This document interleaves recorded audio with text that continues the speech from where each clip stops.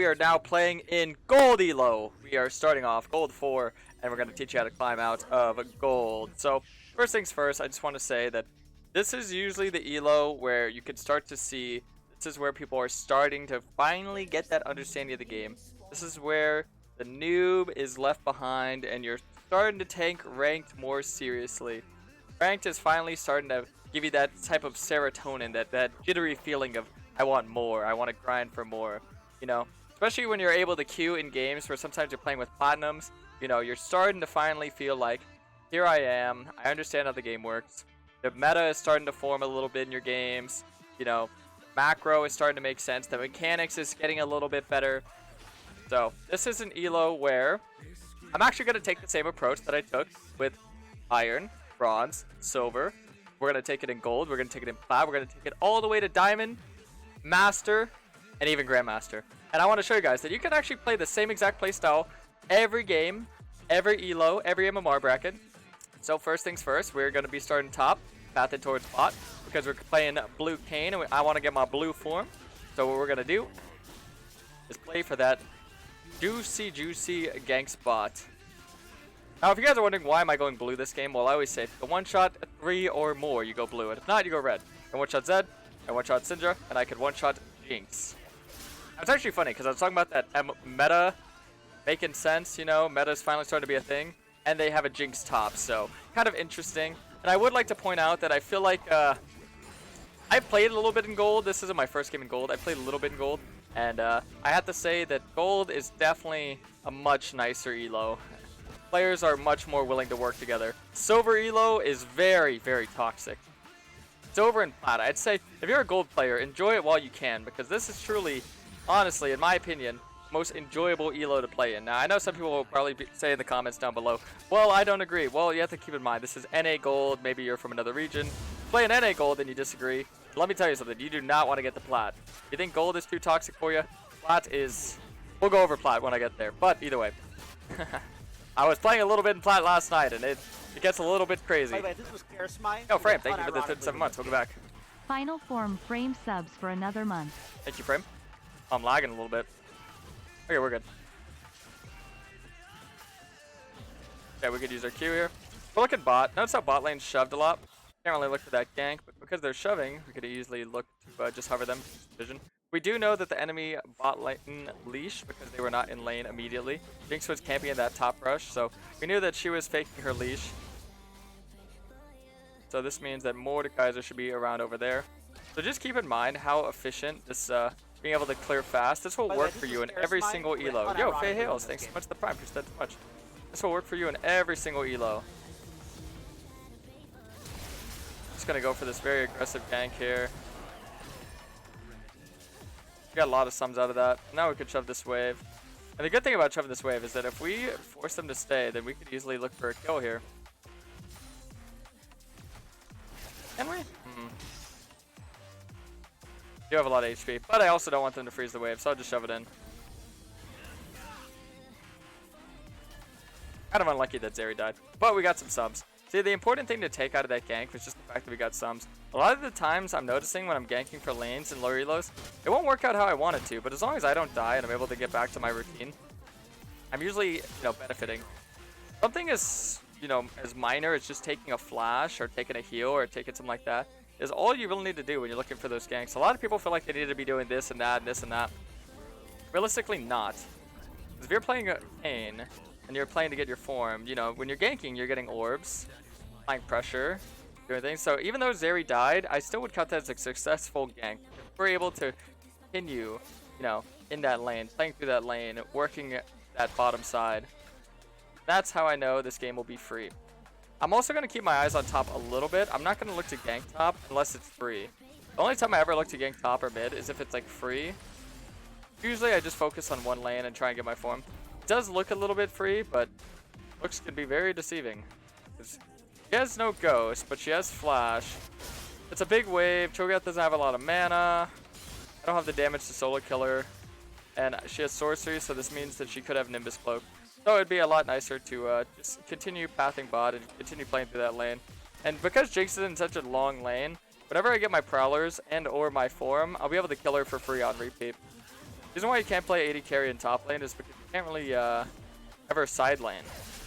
Especially against a blue Kayn. It is just way too hard.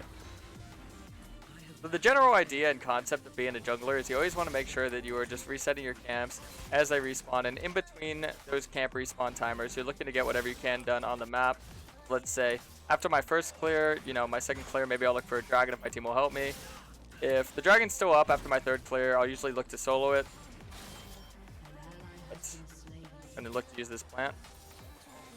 Get a kill or two here. There's one. I'd say let me get this.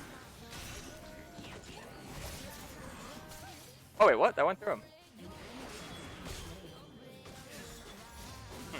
I don't know, I missed that.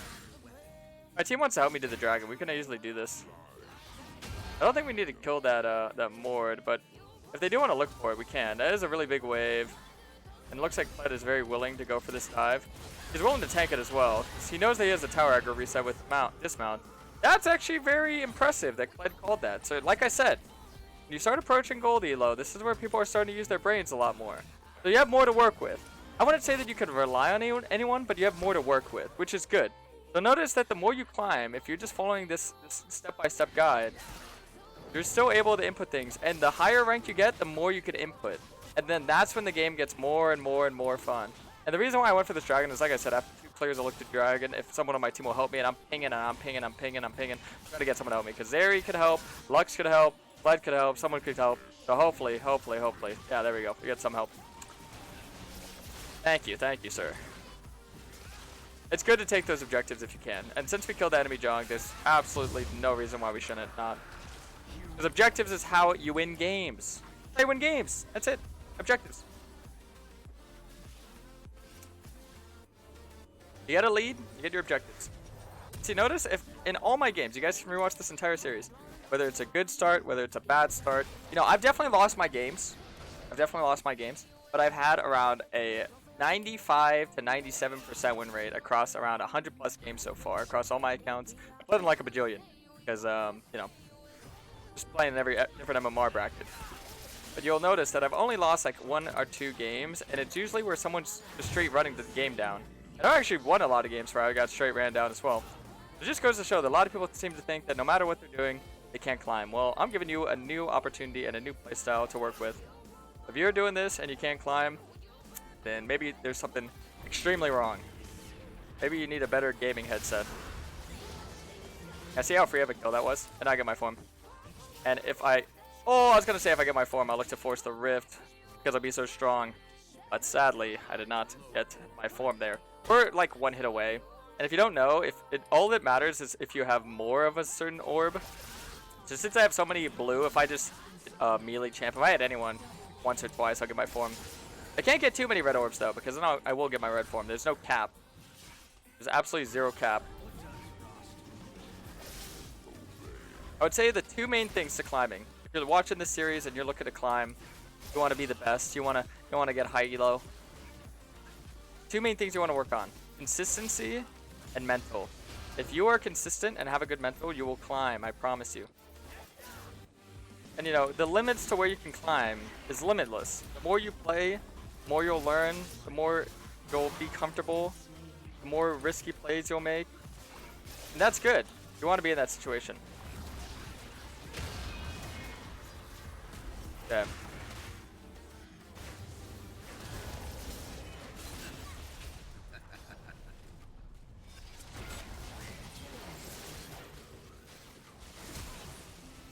Gonna watch her ulti here. Alright, we out. I'm gonna back somewhere very random. Oh.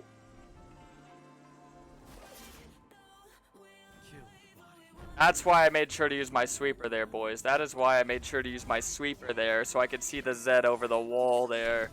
That was scary. That was scary. If you were to W over the wall, I'd Q over the wall at the same time, so that is very scary.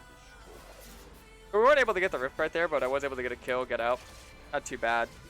Thinking about how Thresh rotated top and bot is able to get a lot from that. Now, obviously, Syndra's tilting. He only got a 1-for-1. So notice, every time I'm making a play, I'm making sure that I'm getting something and I'm getting out. Or if I don't get out, I'm getting the better or something. This is what I'm trying to teach you guys. This is the consistency factor. But what I want you guys to do, I want you to go watch Karasmai full clear season 13 pre-315. Go watch that video. Go learn how to full clear pre-315 and start full clearing and start winning your games. Because if you want to improve 2 times as a player, you gotta work on that pre-315 full clear. Because the faster you clear your camps, the faster they're gonna respawn, the faster you can clear them again, and the more time that you're gonna have to look for these plays. And if you have more time to look for plays, then you have more time to test things out, test your limits, test your knowledge. Then that's when you start rapidly improving as a player. I've been telling you guys, from start to finish, this playstyle will work all the way up until like Master, Grandmaster, even sometimes Challenger. Obviously, if you're looking to win in Challenger, I'm going to have to give you a different, guide. I can't teach people how to win in Challenger, right away. It'll be too much. Okay, nice. They have a random Jinx here.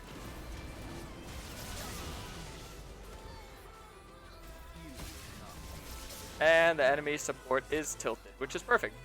Exactly what you want. Sometimes you want to play a little bit of mental warfare, knowing that this guy's tilted. If anyone ever types in alt chat, don't type to him. Let me tell you a thing or two. If they're just typing to themselves, if they're just mentally discombobulating, they're freaking out, they're going crazy. If you don't type to them, guess who's gonna be the one that they type to instead? Because whenever someone types in alt chat, what do they want? They want a response, right? So if you're not responding, they're gonna continue typing towards their team. If they're continuing typing towards their team, they're not gonna be playing the game. They're gonna be tilting. They're gonna be freaking out. They're gonna be having a horrible time. And you're gonna be thriving. Absolutely thriving. I'm gonna take away the blast plant, just get away the steal chances for the Mordekaiser. Now if he wants to go for the steal, he'd have to flash the wall and test me with a 50-50.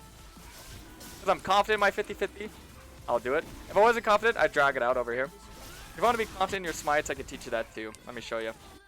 So you get your highest damaging ability stacked with your smite. So Kayn would be his WQ smite, like that, and then it would be around 500 bonus damage on top of your smite. So 500 plus 900 equals 1400, right?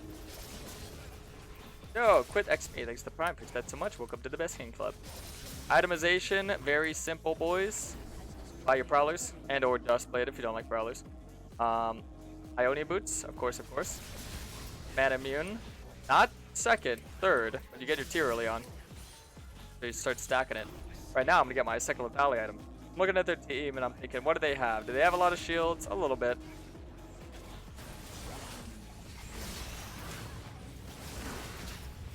I'm going to wait for him to grab here. Alright, that's fine. As long as I get a kill, get out. That's all that matters there. 6 around, I'd kill her too. A little bit greedy going for this top scuttle, but I like to be greedy, especially when I'm this ahead. We see Mord bot, we see Syndra mid, we know Jinx reset, so the only one around would be Zed. And because Jinx is Omega, she is staying on the map extremely long, and now she dies to my smite. Or my W. I like W more, it's more style points. Now we take the topside camps. So this is what you could do with Kayn. You could just win every part of the map. You can get the objectives, the kills, you can get the camps. So I'm full punishing. And as I always mention, the way that you want to transition the game from early to mid lane, or not mid lane, mid game. Sorry, I misspoke. Okay, is he gonna bite my blue? Oh no, he doesn't have his ult. Perfect. The way that you want to transition this is you get all the T1 towers. So we're gonna work on this T1 top tower right now. Ian Big Chode.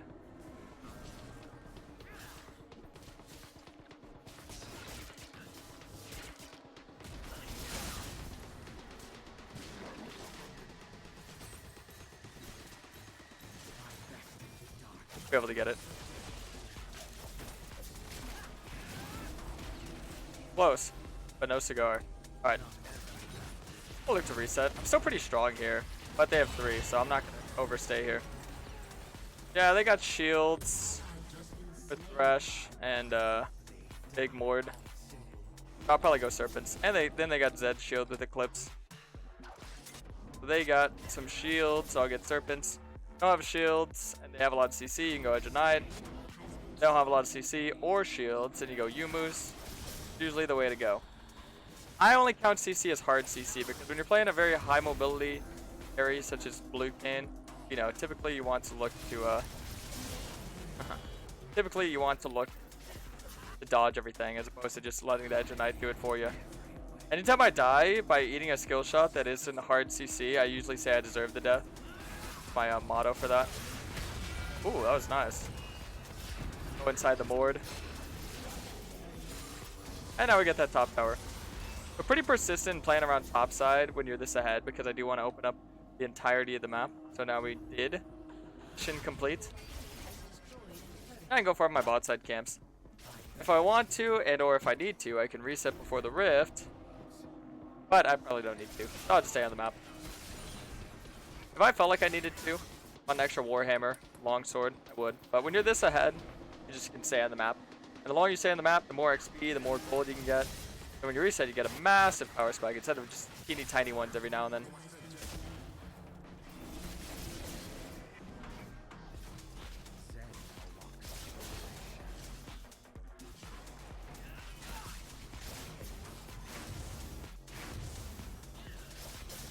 So I could cross back over towards the top side of the map. Potentially look for a pick as I'm on my way. You got a lot of squishies. When you're this ahead, you can kind of just one-shot everyone. Except for that guy. Did I say everyone? I didn't mean everyone. By the way, this was Karasmai. That's literally the only guy that I cannot. Oh, what's up, Evan? What's up? Thank you for the 6 months. Welcome back. I think it's Wolf's here, though. And I can also use the pressure from the rift. Let's say hypothetically the dragon was going to be a bit of a contested fight. And actually use the pressure from the rift in order to get the dragon for free by sending it either mid or top. Obviously away from the POI.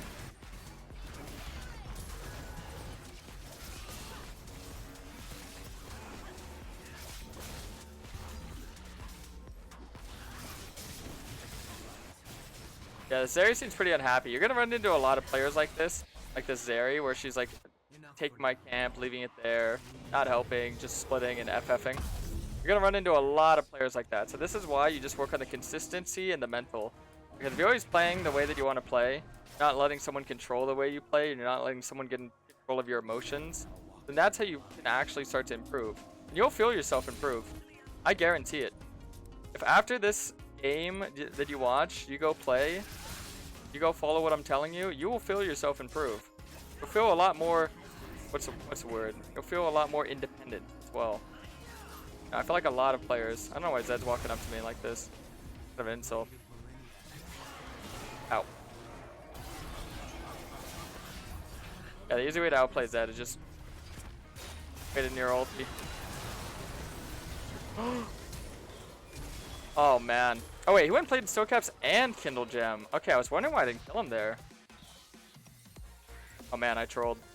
See, sometimes I make overly aggressive plays. Like typically you would never run into a 1v3 like that, where someone's like actually tanky-ish. So I kind of trolled. Usually you just look to poke him off in zone for the dragon, then you do the dragon, but I guess I was feeling myself with that one. He was a little tankier than I thought. I thought I could just kill him real quick and then I can focus the Syndra down. That's typically how I play it because it's an AoE assassin. I'll like look to kill one with my ult. And then I'll kill the other one with my combo after the ult. Because that's when you reset your passive. But I did troll that, admittingly so. It's my second game, I'm still warming up.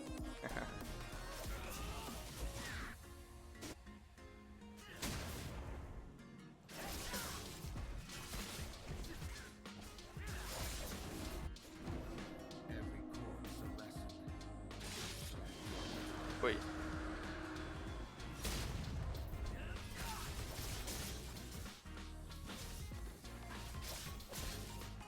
Oop. Alright, since top got opened by Zeri splitting, which actually worked out for us, we could probably just send the Rift on bot. Typically the way that you do want to play with Blue Kayn, you always want to look for picks. You always want to look to play in like the side lanes and whatnot. That side lane pressure. Just gonna use the ulti there to get to the Jinx, yeah.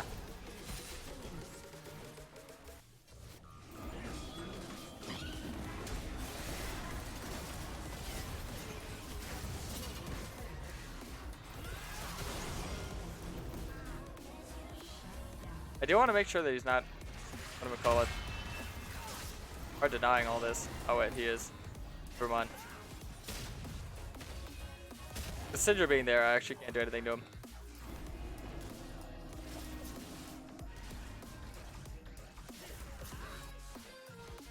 A lot of these games, you can kind of just inch your way to the victory. You don't have to force, or at least overforce.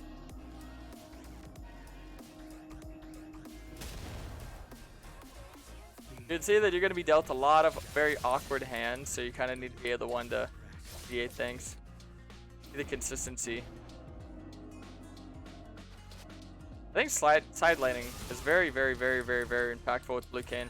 And usually you want to play behind a laner, but in lower elos, usually you don't really have a laner to play behind because no one likes to go with the side lane. They just like to perma-group mid. But like I said, that could be used to your advantage.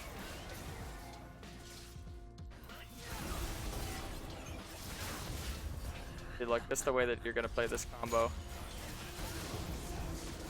See, when I understand how tanky he is and I'm paying attention to his items, then I'm able to play it perfectly. So I understand my damage output, and that's what you just gain from experience.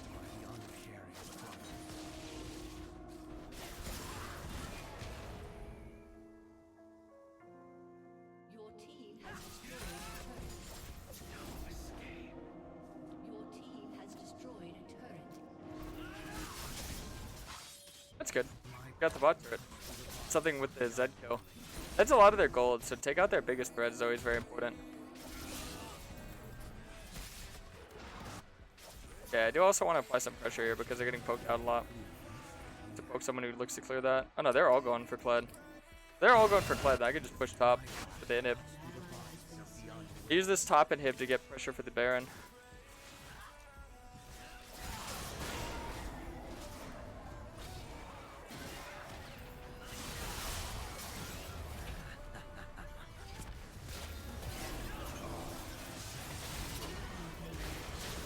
Damn, I messed up my W there. I thought he was gonna... I've never actually tried that interaction with ZR during your E because normally he appears behind you. And I thought because he'd appear behind me, he'd appear at a bit of an angle, but he actually appeared right where I was like right at the entryway of the wall that I went inside. That was a bit of a new interaction I've never seen before. Good to know. See, that's definitely something that I could take away from this game. And that's the good thing about League is that you're always learning. You're always learning. That is, like I said, a brand new interaction. Never had Zed ult me as I'm exiting outside the wall. So it's good to like keep in mind for those future situations. Why sometimes dying could be a good thing because you get to learn. A lot of people, they're afraid of dying. That's why I never say to be a KDA player, but I do want you to be a smart player. Smart players don't die often, but they do die sometimes. Yeah, there's some interactions where some champs with their ultis, they'll go through you. Zed's, he'll be right behind where you're facing. So typically you can warp his direction. A bit advantageous for you. Rek'Sai is an example of someone who like goes directly through you. I believe Jax, when he Qs on you, I don't think he goes, I think he goes on you. And then Yasuo E's behind you. Aurelia Qs behind you. Kali, I think she ults behind you. She ults. There's like a lot of neat interactions like that to keep in your mind. We'd probably look to do the Baron while they're all going bot, but the one that can do the Baron the easiest with us is the one that's not trying to win. So, kind of have to play within the boundaries of each game. I could just try it with us three. I do it pretty fast. We just need someone to tank it. You don't know. Whoever is taking the Baron is taking a 50% damage debuff. And if Kled can apply this pressure at all these people down there, that's perfect.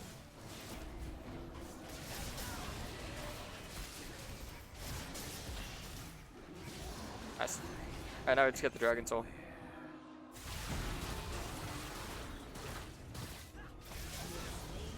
Nice.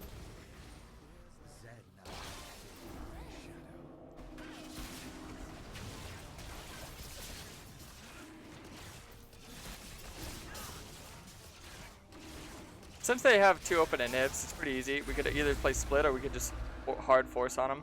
Because I'm ahead and I have Infernal, I could probably just look to full send on him. But I have to play through Vision. You can, like I mentioned before, they started playing a lot more Vision centered this ELO. We'll actually start watching the map. Don't need to use my W or anything like that. Usually if people like to like split and stuff like that, you know, 'cause usually they're tilted or whatever, just like to still kill them. Because it makes them more tilted. The more you tilt them, the less chance they have of coming back. So even if we troll, absolutely, they're just not going to want to play. Just flash on her. She has a pushback, so I don't want to try and risk anything too crazy with her. It's on my ulti, so I can still one-shot 2 people. Maybe 3, if I played it properly. Alright, now we win. Look how tanky this guy is. He's got Death Stance now. Death Stance is actually like pseudo-tankiness, though. He's not actually that tanky, he just appears really tanky. So you have to just poke him out, play a little bit slower. Alright, GG. Well, that's the first game in gold. I hope you boys enjoyed it. Ciao, YouTube. Good luck climbing in gold, boys.